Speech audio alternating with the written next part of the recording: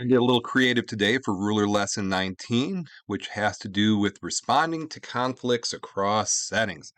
And you're all going to provide me the conflicts and the settings through stories. So hooray, story time. Yeah, I used to get excited back in the old days. I guess in grade 8, you don't get that excited. But anyway, you're going to get creative and you're going to create a story using these 9-panel storyboards that your teacher is going to provide to you. Now, please put your names on the back of the storyboard, not the front. Let me repeat, put your name on the back. Okay, there's a reason why. Okay, so please do that. Now, your story is going to be about someone where a person has to make a choice in a conflict. And it should start with a conflict occurring with some remedy at the end. And that's probably not enough information for you. So here's some guideposts to follow.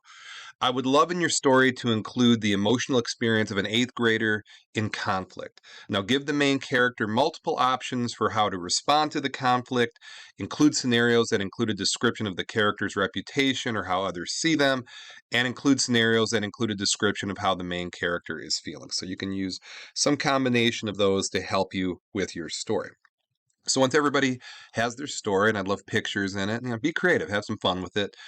We're going to post them around the room and we're going to walk. Something like this, okay? So I don't know how your teacher is exactly going to do it, but they're going to put your stories up. Now you understand why I asked you to put your name in the back. I don't want somebody's name to bias the story, okay? So I want you to look at their story in and of itself and not the person, okay? So once you and your classmates walk around the room, you can talk about them, look at the stories, okay?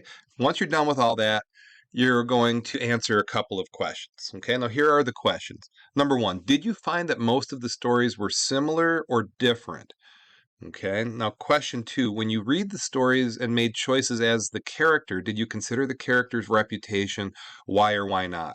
Question 3, how could the stories have incorporated the concept of the best self? If you forgot the best self, that is the person that you really want to be, the best in you that is shown to the world. That's what the hope is, your best self.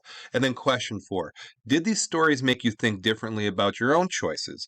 Why or why not? So hopefully through the creativity, the gallery walk, you have some insights about these questions. And surprise, surprise, we're going to wrap up class with a journal entry. And journal entry number 19.